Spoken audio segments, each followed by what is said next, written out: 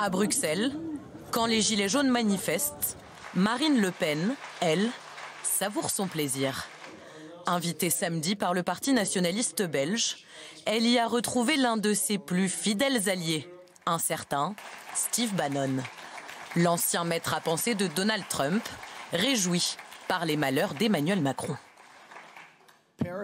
Paris brûle dans les petits villages, les zones rurales de France et les rues de Paris. Les gilets jaunes, les laissés pour compte de la France, eh bien ce sont exactement les mêmes gens que ceux qui ont élu Donald Trump à la présidence des États-Unis en 2016. Les mêmes gens que ceux qui ont voté pour le Brexit. Ils veulent reprendre le contrôle de leur pays. Ils veulent croire en l'État-nation. Jamais nos idées n'ont progressé autant, comme en témoignent les résultats récents en Allemagne, mais aussi, il faut bien le dire, dans le monde entier. Le vent de l'histoire gonfle nos voiles. Chacun dans nos pays respectifs, nous avons fait tomber les citadelles qui se tenaient devant nous. Il en reste encore. En France, dans une situation compliquée pour notre pays, nous y travaillons avec, je crois, un grand sens des responsabilités. La citadelle européiste est en vue. Emmanuel Macron assiégé dans son palais de l'Élysée. Une image qui ravit Steve Bannon et son ex-patron Donald Trump. L'accord de Paris ne marche pas si bien. Manifestations et émeutes partout en France.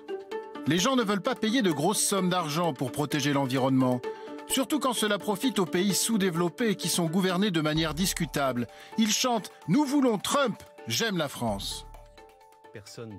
La leçon de politique sur Twitter n'a pas vraiment plu au gouvernement français.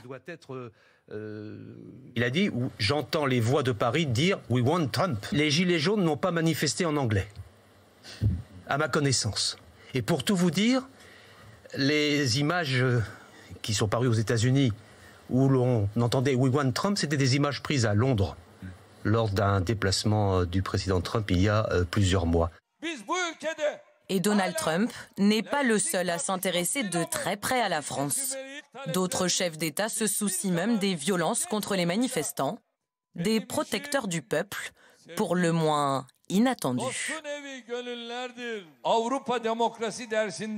L'Europe a raté le coche en termes de démocratie, de droits de l'homme et de liberté. Ceux qui se moquaient de notre police, ceux qui disaient qu'elle était cruelle. Regardez ce que leur police fait maintenant. J'appelle les autorités parisiennes à s'abstenir de tout recours excessif à la force, conformément au principe de l'humanisme. Mais derrière leur faux air d'ange gardien de la démocratie, une stratégie. Selon le journal britannique The Times, la Russie aurait créé des centaines de faux comptes Twitter destinés à amplifier les manifestations en France. Il y a plusieurs chercheurs, plusieurs entreprises qui ont repéré des choses un petit peu suspectes sur les réseaux sociaux, mais plutôt sur Twitter et pas sur Facebook, ce qui peut laisser penser que ça a eu un impact sans doute limité.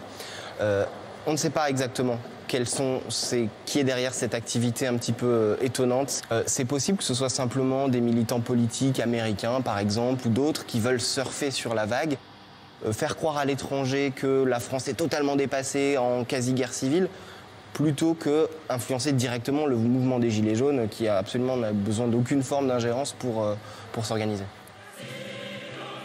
L'opération manipulation met tous les populistes d'accord, car le mouvement des Gilets jaunes tombe à pic pour affaiblir Emmanuel Macron et ses alliés européens. Une question, Madame la Chancelière.